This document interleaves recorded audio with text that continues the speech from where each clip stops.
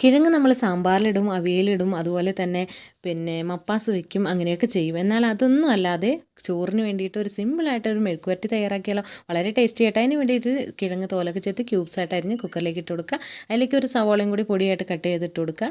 ഒരു 4-5 പച്ചമുളക്, ഒരു തണ്ട് കറിവേപ്പില, അത്ര ഇട്ടതിന് ശേഷം കുറച്ച് പൊടികളിടണം. 1 ടീസ്പൂൺ അളവിൽ കാശ്മീരി മുളക് പൊടി, 1/2 ടീസ്പൂൺ അളവിൽ കുരുമുളക് പൊടി, 1/4 ടീസ്പൂൺ അളവിൽ മല്ലിപ്പൊടിയും മഞ്ഞൾപ്പൊടിയും കൂടി ഇട്ട് കൊടുക്കുക. നന്നായിട്ടൊന്ന് സ്പൂൺ ഉപയോഗിച്ചിട്ട് എല്ലാ പൊടികളും ഒന്ന് മിക്സ് ചെയ്തെടുക്കുക.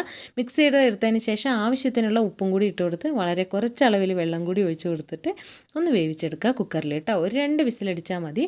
എന്നതിന് ശേഷം ഒരു ചീനച്ചട്ടി അടുപ്പത്ത് വെച്ച് കൊടുത്തതിന് ശേഷം അതിലേക്ക് നമ്മൾ വെളിച്ചെണ്ണ തന്നെ ചേർക്കാനായിട്ട് വിട്ടുപോലെ കേട്ടോ. ഒരു ടീസ്പൂൺ അളവിൽ വെളിച്ചെണ്ണ ചേർത്ത് അതിലേക്ക് 1/4 ടീസ്പൂൺ കടുക്, ഒരു 2 ചെറിയുള്ളി കട്ട് ചെയ്തതും കറിവേപ്പിലയും കൂടി ചേർത്ത് നന്നായിട്ട് മൂപ്പിക്കുക. മൂപ്പിച്ചെടുക്കുമ്പോൾ കരിഞ്ഞു പോലെ കേട്ടോ. അപ്പോഴത്തേക്കും ഇതേ നമ്മുടെ ഉരുളക്കിഴങ്ങൊക്കെ ഇതേ നന്നായിട്ട് തന്നെ വെന്ത് വന്നിട്ടുണ്ട്. എന്നാൽ വെള്ളമൊന്നും അധികമായിട്ടില്ല കേട്ടോ. അപ്പോൾ ഇതിൽ ഒരു സ്പെഷ്യലായിട്ടുള്ള ടേസ്റ്റ് കൊടുക്കുന്നത് നമ്മളുടെ കുരുമുളക് പൊടിയാണ്. അത് സ്കിപ്പ് ചെയ്യരുത് കേട്ടോ.